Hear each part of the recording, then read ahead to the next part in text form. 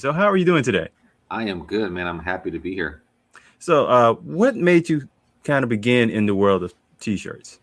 As a musician, right? So I've grown up as a musician, and so it automatically kind of goes hand in hand. Whether you're doing music, you mentioned film earlier, so I've been in the film industry and things like that. So automatically you always want to have some merch, but it really wasn't until I tell the story all the time, till COVID hit, where it was like, what am I going to do? I lost my job, and so I just kind of went back to something that I was familiar with. However, I took it on full time.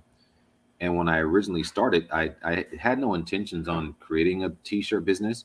I really just wanted to have my own clothing line printed for me.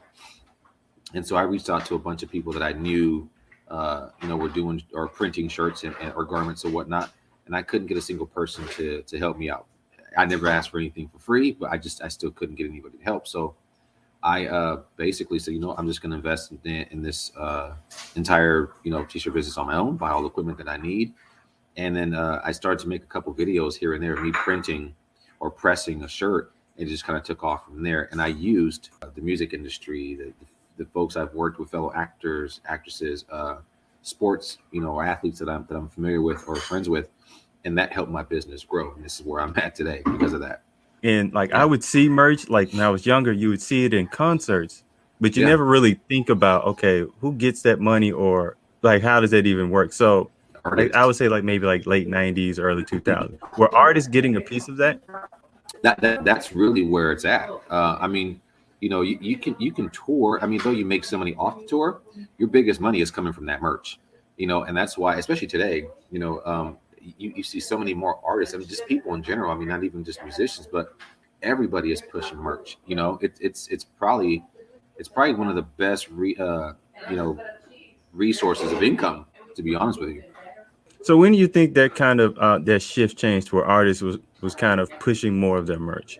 I mean, they've kind of always pushed it, but I want to say COVID, because of COVID, and shows being canceled and tours being canceled and things like that, all that these artists were left with was merch. And so I want to say, and just in my opinion, I could be wrong, but from what I've seen from my own personal friends and still being in the industry, it really was through COVID not only inspired a bunch of entrepreneurs or t-shirtpreneurs, but you see a lot of these musicians now, especially my friends that are, they found a passion for the t-shirt business, right, or for merch, and that they didn't have previously while they were touring and things like that. But because of COVID, again, they got to focus on creating their own ideas.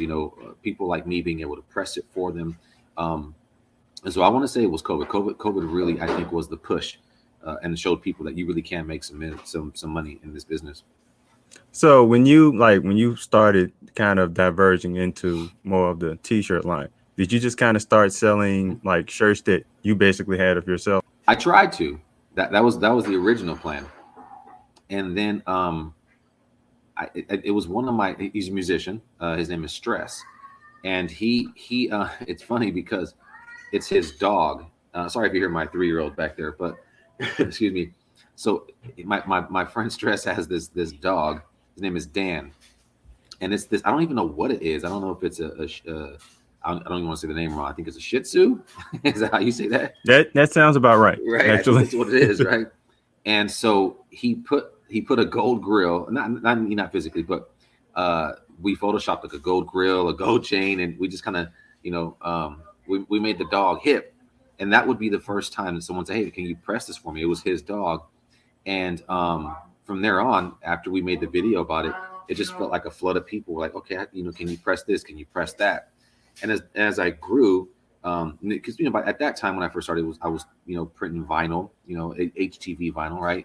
And so I got into what they call DTG, which is direct to garment. So I bought a direct to garment machine. So it allowed me to continue to grow my business with these different machines that I would later need. But really, it was this dog, this Shih Tzu, that really kind of opened the door for my business to show that I can print for whoever. It's funny where motivation comes from. Hell yeah, a dog. Now, most people would think like, because you said you print out your shirt yourself. Right. So what made you go that route instead of almost like kind of paying someone else to do Well, it's just that right there, paying someone else to do it. You know, if if I can do it myself, um, then that cuts out that middleman.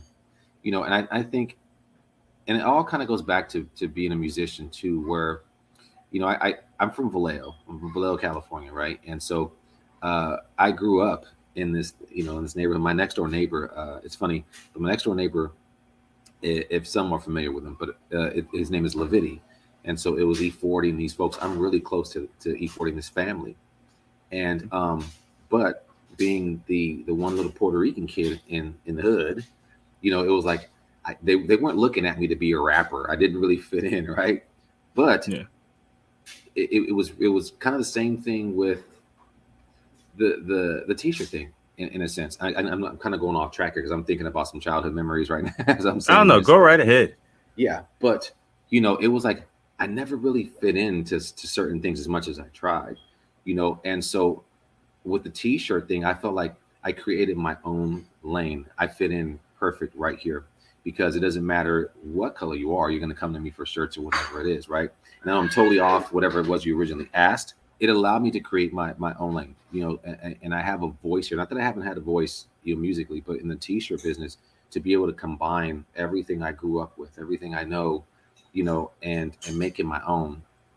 It's just it was fitting for me. The timing was perfect. COVID was hard for a lot of people. It was hard on me too. I've lost a lot. But I think one of the beautiful things that it did give me was my freedom, becoming an entrepreneur. I could have went back to my dead end job where, there was no value. I wasn't appreciated. I put in a lot of work. There was no growth. I wasn't being looked at. Um, and so when I think it was September or something, I got the call from that former boss and was like, "Hey, I hear you're doing this little music T-shirt thing." And I was like, "It's not as little as you think, you know." And he was like, "Well, I want to bring you back, but I can't give you the same position. You'll have to kind of start over. I have a cashier position, right, a front desk." I'm thinking I spent 9 years, and I was a window design engineer. That's what it was.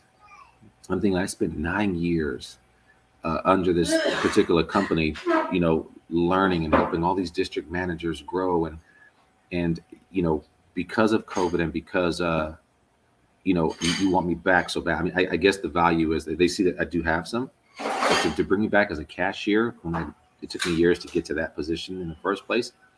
It felt so good to say I'm an entrepreneur and I'm perfectly fine. Thank you. And if you need any shirts, if you need any apparel, let me know and I'll bring some, down to you. So that's what COVID did for me. I became a full-time entrepreneur. Like, were you laid off from your I position at was, first? yeah, I was, Because the whole 9 to 5 thing is yeah, is kind of a comfort into knowing you're getting a check every week or true. bi-weekly. How was that adjustment for you? It was difficult. It was difficult, and it still is difficult. It's not being able to depend on that weekly check or the bi-weekly check. It's a scary thought for some, but luckily, I was able to save up enough. My business did very well. I people ask me all the time, how I did it. They want to do the same exact thing, and I can't say that what I did works for everybody. I just happen to be, I don't know if some might call it luck. I was in a very perfect position at the perfect time, and I caught the right eyes. That's why it worked for me. But there are times I have slow months, I have slow weeks, and it gets a little scary sometimes. But I would much rather feel that than being stuck in a cubicle, right, where I know I'm not going to get promoted. If my raise, my yearly raise is a couple of pennies. It's nothing different from what I was already earning, right? Yeah. If me taking vacation depends on somebody else not wanting to take theirs for the year, right? If I'm sick, the feeling of, well, you know what, I want you to go bring me a doctor's note. We need that for our files. I mean, I get it. There are laws and things. Yeah. I'm thinking like I'm really sick for real, but I have to bring you a doctor's note like I'm a little kid so that you believe I was actually sick.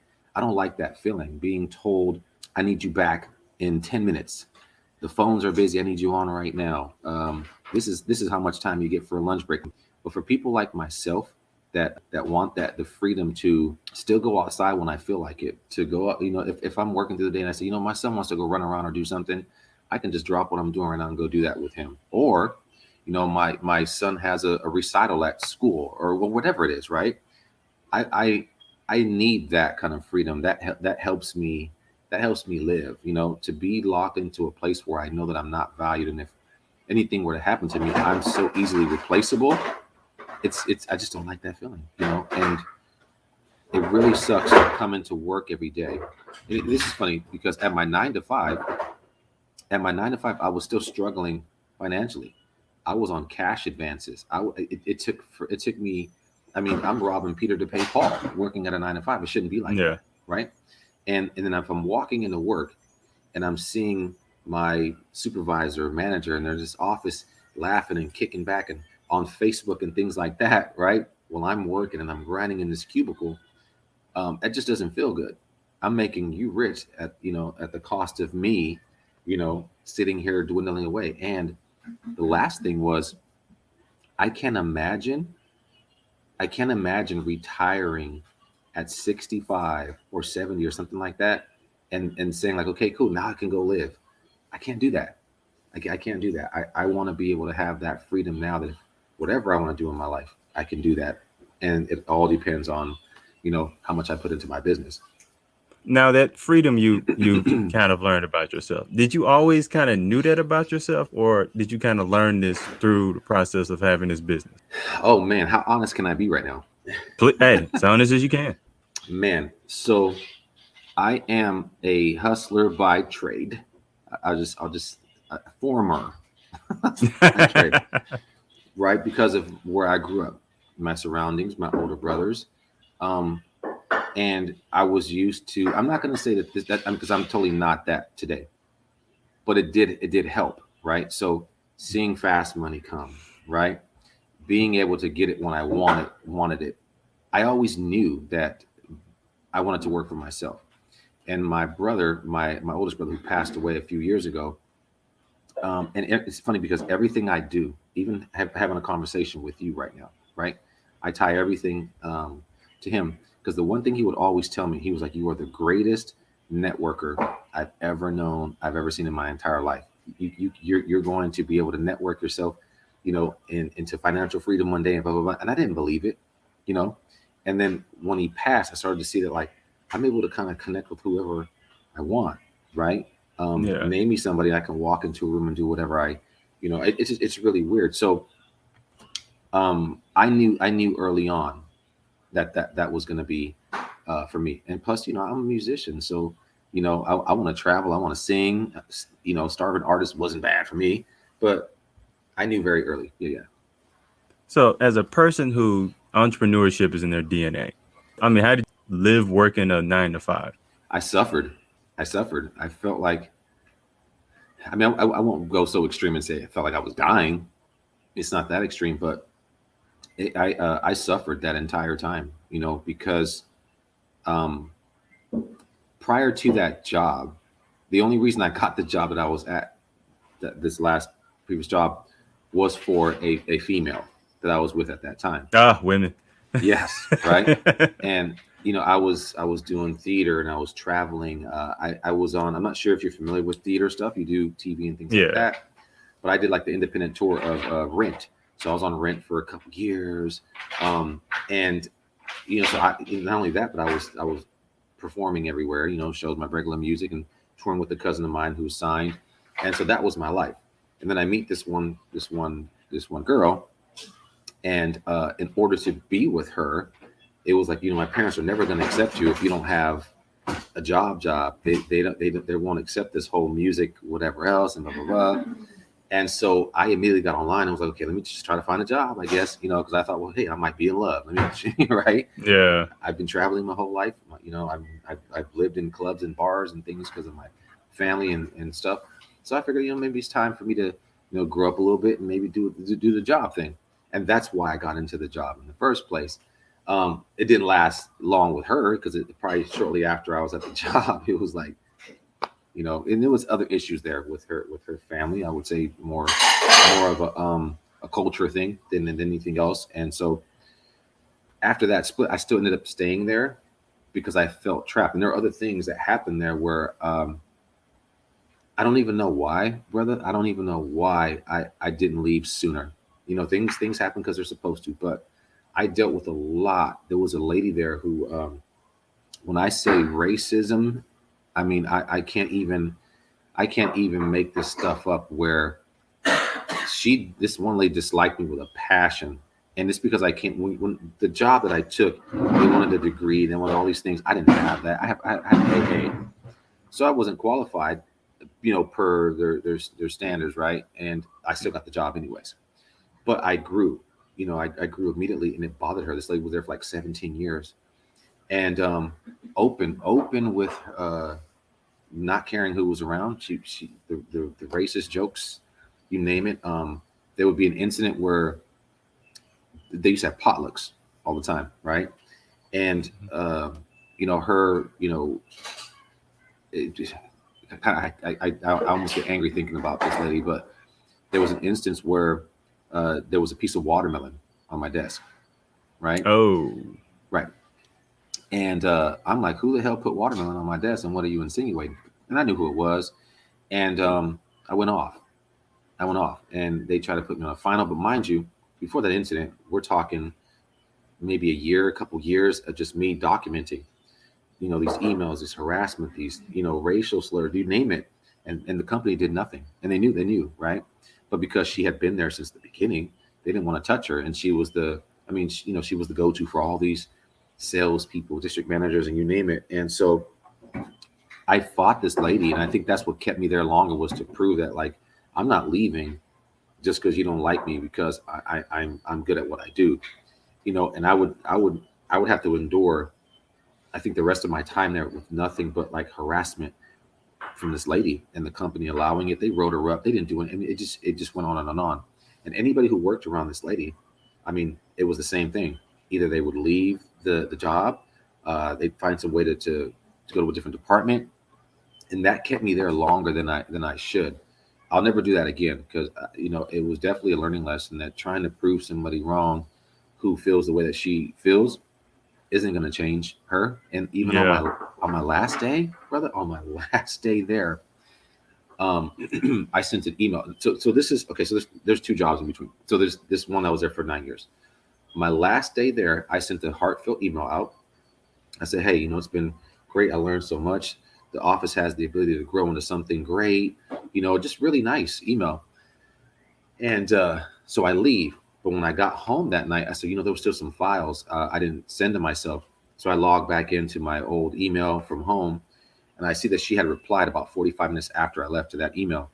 And it was like, you know, let me be the first person to say, you know, good riddance and blah, blah, blah. Call me when you need, because you're going to, yeah, it was really like, so I, Oh, mhm. So I said, okay, I've been holding this in for a long time, heifer. I got you, you know. And so I took a zip file with everything in there, and I sent it to the CEO. I sent it to everybody you can imagine in this company, and I sued her. I sued them, right? And but there was a transition from there. That was towards that was sorry, December, first week of December 2019. But I had gone to another job, their competitor, and so it was kind of like a week in between. And so I'm there from December, and then February I get laid off because of COVID, you know. And oh, yeah, yeah. And so there was this weird kind of this wonky transition in there. But I knew that just that alone, that feeling of, no matter, I mean, look at us, right? Doesn't matter where we go, we can be as talented as, you know, the most talented person on this earth, but there's still going to be that one person that just doesn't, you can't change the way they feel, the way they yeah. look at us, you know. And but that's another reason that I feel like I'm worth more than that. You know, I'm a lover of people, and I'm sitting here dying trying to make people happy, you know, like me, believe in me. And it just wasn't for me, man. And so I know that becoming a full-time entrepreneur was the best thing that I could have ever done, and it saved my life, I want to say, because it was a really dark time for me working there, you know. And so best decision I ever made. So do you think that that time at that horrible work environment, is that kind of something you go back to? Like, let's say if stuff kind of gets low, or if you ever think about like, ooh, maybe I need to go back to a 9 to 5. Is it like a kind of a motivating thing in your head? Yeah, yeah, I guess somewhat. I guess somewhat. But I'm also a firm believer that I have a 3-year-old son, right? And I have other children as well, or older. But when I look at him, I did this at the beginning of the year. As much content as I put up, and I did this video where it was like the New Year's resolution thing of last year, and I was telling people, the way that I do is I attach my goals to something that means so much to me, right? And so I attach a lot of my goals to my 3-year-old son. So if I don't do it, I'm not just failing me, I'm failing him. How can I give to him if I'm not pushing myself to be better? So I got to make this work, because if I don't make this work, one, I'm probably going back to a 9 to 5 like that, right? Yeah. Which means I'm going to lose out on all the time that I do get with him, to be able to enjoy the things I didn't get to enjoy with my other children, watching him grow up, right? And then three, if I don't do it, then I mean I can't do anything for him. So I don't want to miss any more time with him than I need to, you know. So being an entrepreneur, it kind of gives you that freedom to, because a lot, like I'll use for example, my truck driver. Right, They have to be gone for like days, maybe weeks at a time. right. So their child's probably grown a few inches. Things that Hmm. their child like at one point, they don't like anymore. Right. So do you feel like being an entrepreneur, it kind of gives you more, you get more time in your child's life? Absolutely. Absolutely. Because with my other children, I mean, it was being able to go to, like I said, a recital or something like that. My daughter would have, I couldn't go. If my son had a baseball game prior to me, I coached him and stuff like that, but prior to me finding a way to coach, but I would miss games. I'd miss practices. Excuse me. Um, it was hard. It was hard to go through that, and then getting home, spending 30 minutes, maybe an hour at the most, before they have to go to sleep and go to school the next day. Not spending weekends, maybe getting 1 day, 2 days off here and there. And on those days, they're in school, and when they get home, I didn't want to miss, and I don't want to miss any more time. I don't want to do that to him. And then hearing my older children say, man, like, if we would have had that kind of time, and I remember, you weren't able to do this, and so on and so on. So I don't want him to say that. Most recently, uh, we took him to Disneyland in September. I couldn't have done that before. There would have been no way. My job wouldn't have let me off that long. I probably wouldn't have been able to afford, to go, because And Lord, it's expensive. it was expensive. Yeah, Oh, right. I wouldn't have been able to do those kind of things. And so I don't want to miss moments like that. I want to be able to create moments that he's going to remember, that are going to be great. now I think that something you've mentioned that I think a lot of people don't even really realize. Like you've said you've made more money being an entrepreneur Right, than working your 9 to 5. right. So So I gotta pay kind of taxes. expand. Yeah, yeah. Wanted you to Right. bring that part in too, but kind of expound on that. Well, I mean, so this year, this tax season coming up will be the first tax season that I file taxes on this, and so I do try to pay mine quarterly. It's going to be interesting. It's funny because I'm in the process of possibly moving here, and I was talking to a realtor the other day, and he says, you're still a year away from even being able to purchase another home again, because as an entrepreneur, being self-employed, you need 2 years worth of tax returns, and so on, so on. So I'm in that position right now where I can't buy something if I still where I'm at now. So that's interesting. But yeah, it still feels good to be able to say I'm going to file taxes on my own business. You know what I mean? Like that feels good to me. And I don't know what I'm going to pay, but the fact that it's on my name, that's my EIN number, that's registered to me, that's my LLC. I'm working for myself. Nothing feels better than that to me. Now, like, because I hear about LLC. So how did, like, what is the process of getting an LLC? I thought it was hard. I thought it was hard, but it was again one of my musician friends.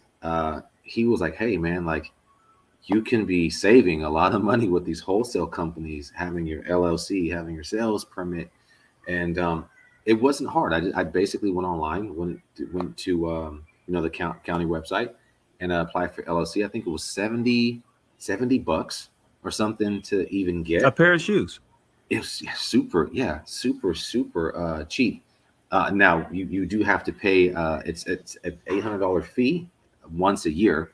So I do owe mine coming up soon in order to keep your LLC, right? Okay. But I would say, yeah, having an LLC, one, it makes your business look more legit. I say, and two, um, I found that you need it for a lot of these wholesale accounts, anyways. I would rather, save a few dollars, especially now with the way the prices are going up on things. But having an LLC and a sales permit absolutely helps your business. Now, as far as how does having an LLC helps you with wholesale?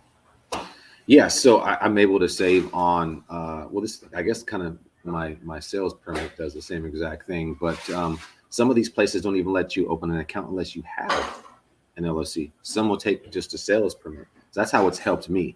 Oh, Some of the bigger places, yeah, they'll ask for an LLC or what's the other one now? Oh Lord, it's not. It's I can't even think of the name right now.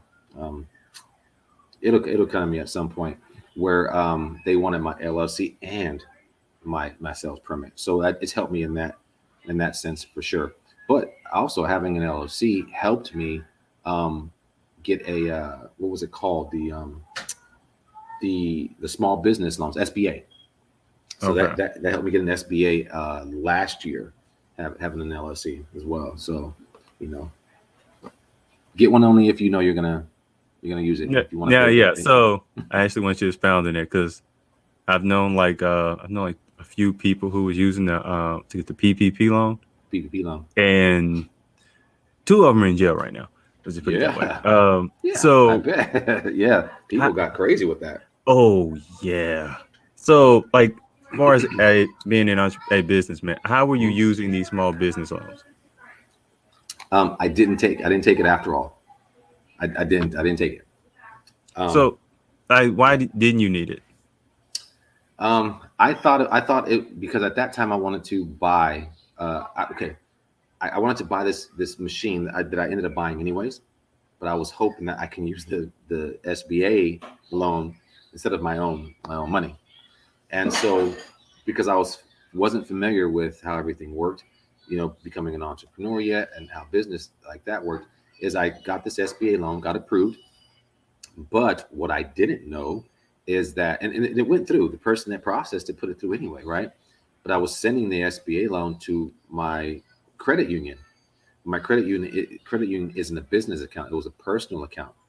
So I didn't know, and they didn't explain to me I had to have a business banking account, right? And so it goes to my personal checking account, and the bank freezes my account and says, "Hey, we want to know why you would take out, an SBA loan and send it to your personal account. There's a lot of fraud going on," and they thought it was some type of fraud. So they froze my account, froze my money for a good 2 weeks, and Oh, yeah, it was really ugly. I had no access to it. They sent the SBA loan back, and so I had to not reapply, but I had to go through the steps again. And then I had to go run and open a business account, which is great. I needed to do that, right? So this has been a learning lesson in the process. No one is teaching me these things. I'm learning a lot of the stuff as I go.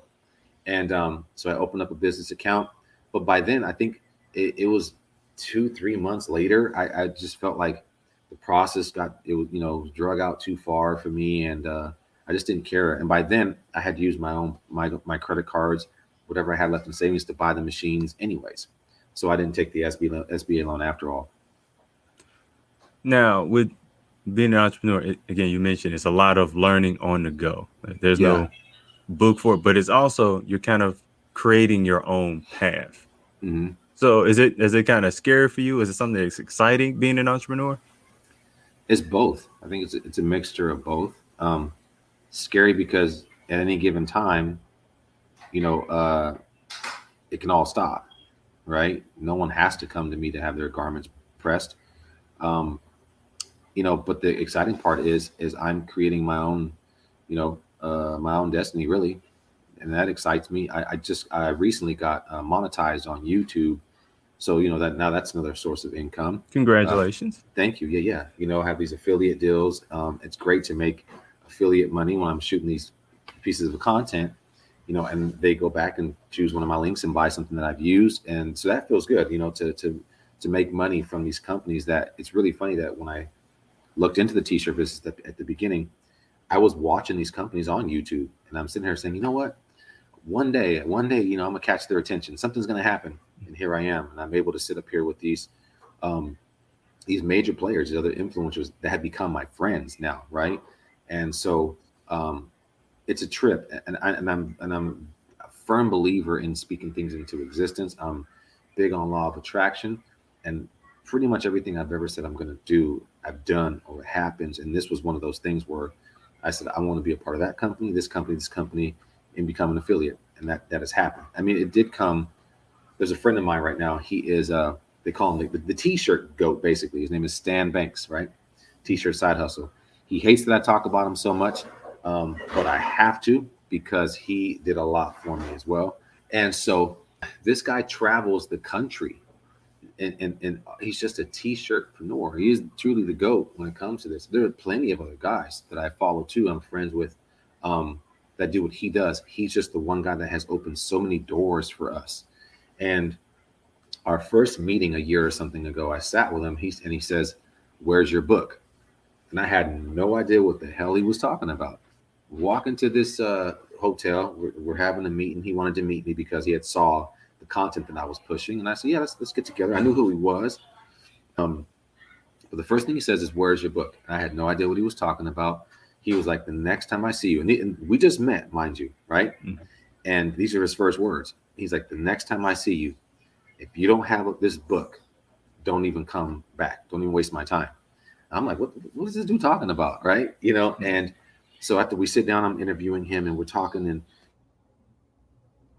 so in this, he showed me his book and he doesn't leave home without it. I no longer do that either. But in this book was basically, a bunch of t-shirt information. But that first page was a list, of the top five companies you want to become an affiliate to, right? And all these other companies that you want to Okay. work with in the process. And so I said, okay, cool. I'm going to write one myself. So I wrote down, okay, I want to become an affiliate to this company, and so on. And I did just that. And he has taught me so much. I mean, when I first started this thing, it was fun. It's still fun for me, but it was just like, oh, I'll just shoot some content. Oh, I can, I can just talk crazy and laugh and joke and whatever on videos. No, no problem. But after meeting him, I saw just how much uh, potential, I have to grow my business, right? And how many opportunities, this t-shirt business can give you. Not only that, but it's financially rewarding at the same time. And to be having, I mean, I do podcasts and radio stuff, and people interview me about this stuff all the time. I'm so used to doing this with my music, right? I'm talking t-shirts now. How amazing is that, right? Like I just did a radio show a couple weeks ago, and I'm so used to going on there and saying, "Hey, here's my new single," blah blah blah, right? But now it's like you want to know about my journey, and that to me, for some reason, feels so much more rewarding than music. It's really trippy, right? I think because everybody does music. All of my friends do music, right? I'm the only one in my circle that's doing what I'm doing, and it feels damn good to be able to say this is my own, and I can help you guys in this way, right? So yeah, I'm going all over the place here, man. When you ask me these questions, It I happens. it's an excitement to talk about it, but I'm just But like, man, like you were saying that like you're the only person in your circle that does yeah, what you do. yeah. And I've like taught others, but yeah, yeah. I'm in Nashville. We say you can throw a rock and find a musician.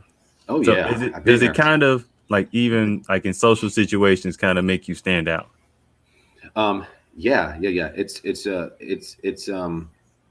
I'm used to. I say this humbly. I'm used to musically people knowing who I am, what I've done, right? Um, but now that's starting to happen with the t-shirt world, it's a little weird. It's like these compliments sometimes, like, I can't believe that he replied back to me. He took the time, like, and it's like I'm just me, Hmm. and so I see a lot of that, and then some of these conventions that are coming up, I've gotten messages like, I can't wait to meet you. Can I please get a picture? Can I? So I'm like, I'm just doing t-shirts. I'm just having fun.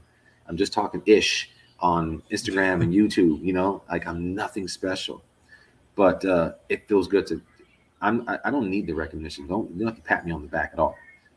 All I want you to do is watch something that I'm doing, take it, and if it inspires you to become an entrepreneur, then just tell me that, and that to me is worth more than any dime on this earth. I just want to help other people become entrepreneurs also. I'm not saying leave your 9 to 5. I'm not saying they suck to have one. What I'm saying is, if you're anything like me, and if you're walking into that job every day of your life and you're suffering the way that I was suffering, knowing that you have all these other talents that you can be using, then let me help you get there. If something I'm saying, will help you, then that's my reward. And I'm finding that because of my journey, I have seen multiple people now become entrepreneurs. They're taking on t-shirt businesses. I took a bit of a hit, not a big one, but I was so used to pressing for so many people. I mean, I had orders I couldn't even. I was so backed up. It was crazy, right? And a lot of those people I have now taught where to buy the equipment, how to start, how to connect with certain people, right? And they're not coming to me anymore because they're now printing their own stuff. They've created their own apparel printing businesses, and that feels good. So I know that this is what's meant for me, and I can do this. Sorry, I can do this. This is my son. I can do this forever as long as I'm able to inspire somebody else from my journey. Then I'm good. I've done my So part. you mentioned like you tell other people how to garner the success that you have, Yeah, but doing that could also kind of cut in on your bottom line. yeah. So, like, why do you do that? Um, when we leave this earth, we're not taking anything with us. We're not taking our talents. We're not taking a single thing with us, and we're not taking any of the information that can help somebody else with us. So why not give it to them? While I like to give people the roses. I like to give people information. I like to give them, contacts, connects. I'm not at the same time too. I'm not in competition with anybody. I'm not in competition with anybody who is gonna go out and buy the same thing I have. We each have our own lane, you know. And for me, the type of person I am, it would hurt me inside knowing that I have information that can help somebody else become successful or something. Like, why would I keep that? It's not for me to keep; it's for me to give out. Now, I think that's an interesting perspective because when you see people in business, like the atmosphere of is very dog eat dog, Hmm. not very communicative. Right. So, as kind of, do you feel like being an entrepreneur has made you more like that? I've always been like that. I've always been like that. I'm known to give away the whole farm. It drives some people crazy, but I don't mind, even if it means. This is how crazy it is. I'm knock on wood because I don't want that and I don't expect it to happen. Even if it meant that I had to go back to 9 to 5 because I told everybody on this earth how to do exactly what I'm doing and I no longer have that business, I'm willing to risk that because I know what it feels like to go or walk into a job knowing that you don't want to be there, knowing that you're undervalued, right? And knowing that, like, if I was at home right now, I could be doing this with my life. I would rather bless somebody with that opportunity, right? And then go back Yeah. and do a 9 to 5 if I had to. But the reward for me, what makes me feel good as a person, is the fact that somebody else feels good. I gave them hope, I gave them motivation, and it wasn't fake. You know, that to me is the most rewarding part of anything I've ever done in my life. Not just T-shirts, but anything I can share with somebody. If it's mine, it's theirs. Now, you being in the music industry and the industry of it itself is its own interesting thing in itself. So, what did you take from the music industry that you brought into your business now? Oh man, I love that question because I'm an artist, right? So the most beautiful thing I think I could have created for myself. was the type of content that I shoot or that I do, right? So I noticed that when I got into the t-shirt business over a year and something ago, I saw all these people. They were just taking pictures and putting a picture up on their page, like, oh, I just pressed this shirt, or here's a design. And I was like, that's kind of boring to me. There's nothing makes it move, right? And so I thought, okay, well, I have all these other things that I do. I'm a musician. I sing. I can, a bunch. I mean, I can edit. So I said, I can't go perform right now. How can I make this? How can I shoot that same picture, right? Yeah. And make the picture move, and it might sound silly to some people, but a picture is just that, right? For me, I'm like, I'm the voice of that shirt. So how can I make that garment talk? How can I make that t-shirt speak? Like, why would you want to buy that t-shirt when everybody else can shoot the same, print the same exact thing? So I said, okay, well, let me add effects. Let me add videos. Let me make the shirt dance. Let me put songs back. I mean, it allowed me to bring everything I did musically, artistically, into my content stuff. And so I noticed, and I love it, that people are now starting to do the same exact thing. I'm seeing other guys that are in t-shirts, right? They're starting to do the same little voiceover stuff. Some do little comedy pieces, and that's not you couldn't find that prior to COVID, And I researched everybody, right? Nobody was doing what I was doing. And so I was able to bring my t-shirt industry. I'm a former boxer, so I brought my coaches in, I brought former fighters in. And so combining all that into this t-shirt world has been amazing for me, And so yeah, music definitely inspired that, because I'm still an artist, even though I'm not putting out music and I don't have to sing. Well, my content pieces will do that for me, And the weird part is I still produce beats and stuff, and I have a publishing deal, so I'm a writer and all. But it's weird that people would then say, well, like, what beat is that in the background? Whose song is that in the background? It was mine. Those are my beats, right? And so then I would just get in the DM, say, hey, that's actually my beat. Are you looking for some beats? Do you want that beat that's in the video? I'm selling beats for making t-shirt videos. So everything is working. Everything's worked for me, And so You use everything and kind of just having everything, in. And the yeah, great thing about t-shirts is, yes, I mean, t-shirts is like a simple thing, but right, you can very much like express yourself through t-shirts. right, right. So no, I used to have a shirt where if I just didn't want people to like approach me, Uh-huh. it had different ways of saying fuck, like fuck Right. off, fuck you, fuck out of here. It's just Oh, I've got different one for ways of you. just all over. It never worked. People would just approach me, go, "Where'd you get that shirt?" And I was like, "No, that's not the point of the shirt." Yeah, yeah, yeah, So yeah, it was yeah. it is t-shirts are really great for just like expressing yourself. And I think it's great Oh that man, being a creative, you yes. get to take that and then just expound on it. I'm going to show you something really quick, right? No one knows it, so you're going to be the first person that sees this, Okay, right?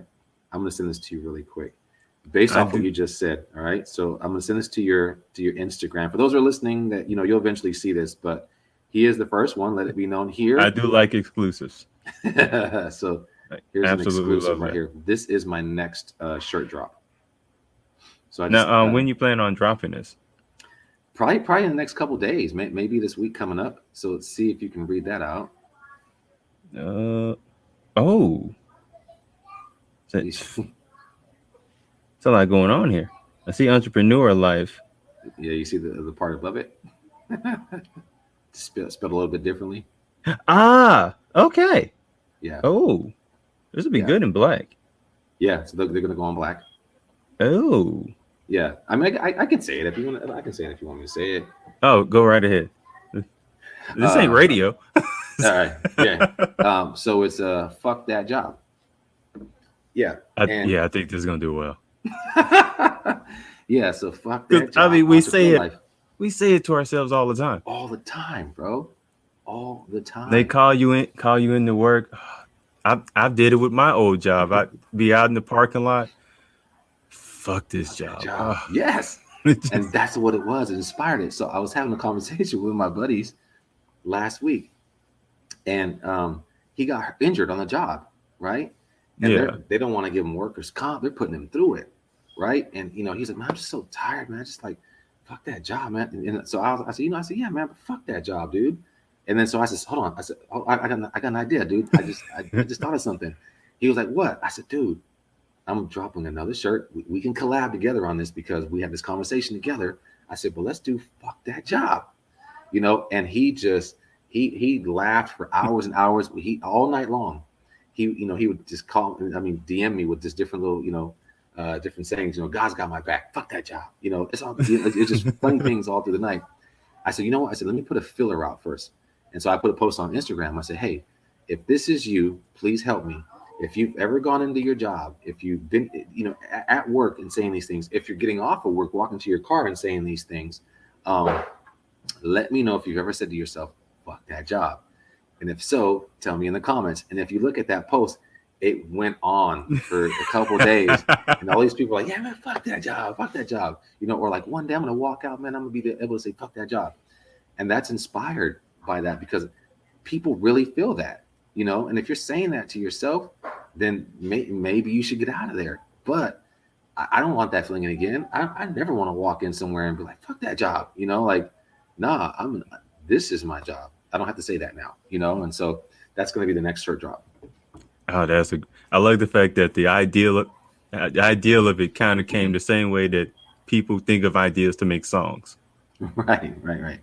It's just very, and yeah, I've thought that so many times.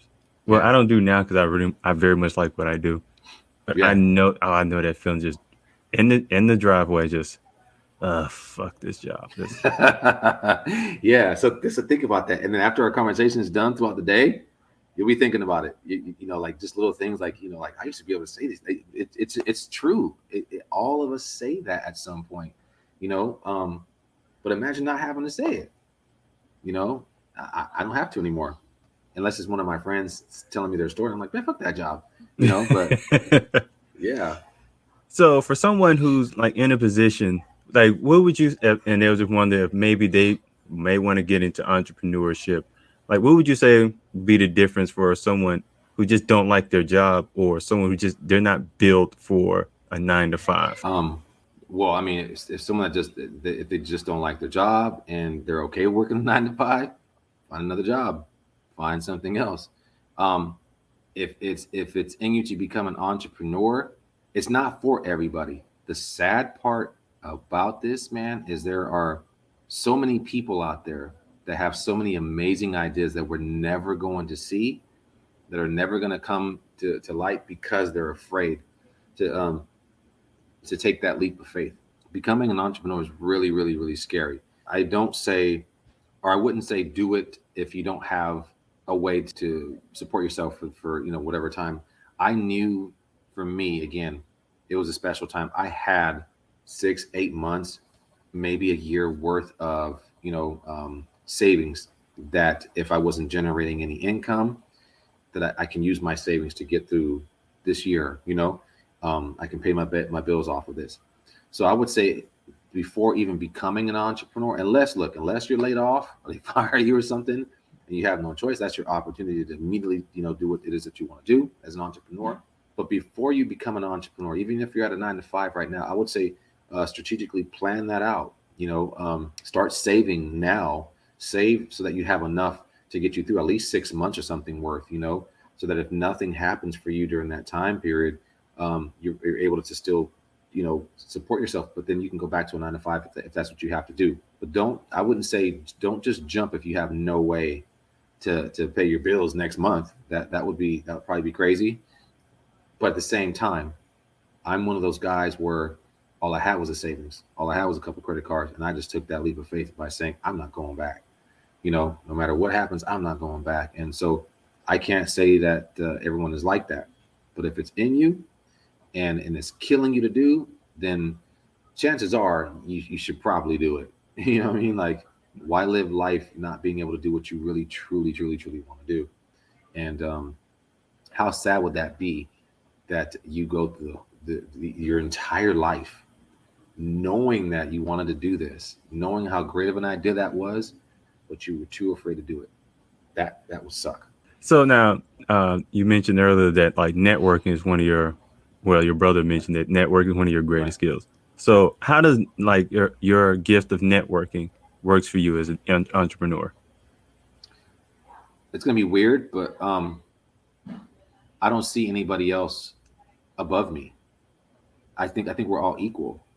You know, I can walk up to any artist. I mean, I don't care. I don't care. It could be the richest person on this earth, the most famous person on this earth.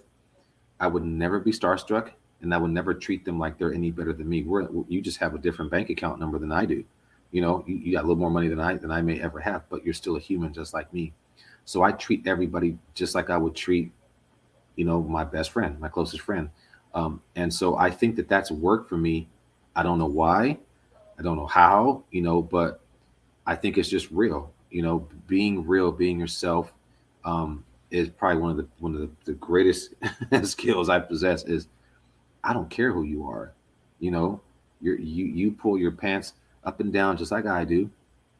You bleed just like I do. And we're humans. We're at the end of the day, and so uh, I'm just not afraid to talk to anybody. I don't care who it is. I can walk into any room, and I don't know what it is, brother. I'm so lucky that things have just happened for me that way, and I'm able to just, I don't know, I not cut the line by any means, but I'm able to maybe create my own line, and go direct. It's a really weird thing for me, and I don't have any problem with it. It's been great for me, but I think it's just being real, not being afraid, and what's the worst that can happen in the day? Someone just doesn't, you know, they don't fuck with you, then what? You just You move know, on with life. right. So now, I know you're kind of started into the world of t-shirts began through the pandemic. Are you seeing a lot more people kind of get into the world of entrepreneurship due to the pandemic? Absolutely. Absolutely. I think COVID created so many entrepreneurs, and COVID also created a bunch of us that sat here and found some success and said, fuck that job. Like that's really what happened, and it's not that. It's funny. I've had this conversation multiple times where people that were on, I mean, if you got unemployment and you didn't use it wisely, as much money as they gave us, that did help Oh too. yeah. That did help too for a little bit, but I didn't get renewed and all that other stuff. I could have kept going with the extensions and stuff, but I didn't do it. I didn't want to get in trouble having a business, and I'm making more on my business than I am on EDD.